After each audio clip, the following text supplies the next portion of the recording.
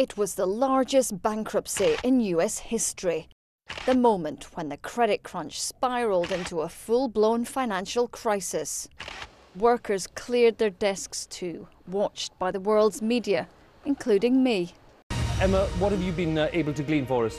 Well, the mood tonight here is grim, Hugh, as you would expect. Thousands of workers leaving the office tonight, wondering if they're going to have jobs to return to. 10 years on. So what did happen to all those workers? Some were just new recruits, starting their careers in the city. Like Anil joining Lehman Brothers straight out of university. So this bag was given to all new recruits when we joined. As a very junior employee, we didn't really see what was coming.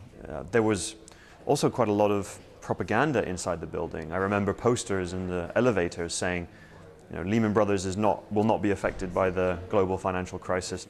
So Owen, what are our Q3 priorities? Anil went on to start his own financial technology company, lending to small businesses. I guess the experience of Lehman did scar me in many ways, and I wanted to set about creating my own company, help small businesses in the real economy, be a force for good, actually the antithesis of what I had seen.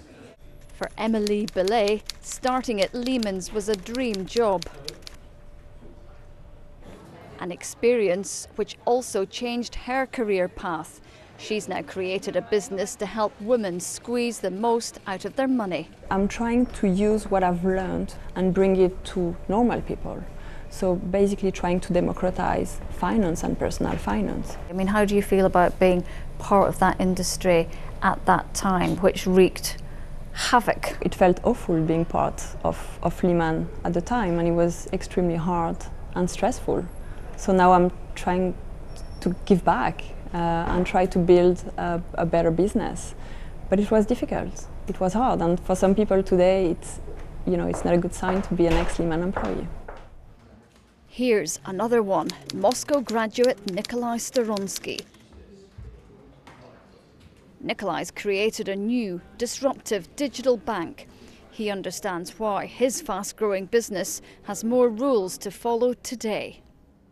There was a lot of risk-taking and not wise risk-taking. Because I was experiencing everything myself in 2008, and when I read the regulations now, because we're obviously applying for banking license to become a bank, so I really understand where it all coming from. Few saw the crash coming, but there is now a new generation of financial entrepreneurs determined to do things differently. Emma Simpson, BBC News.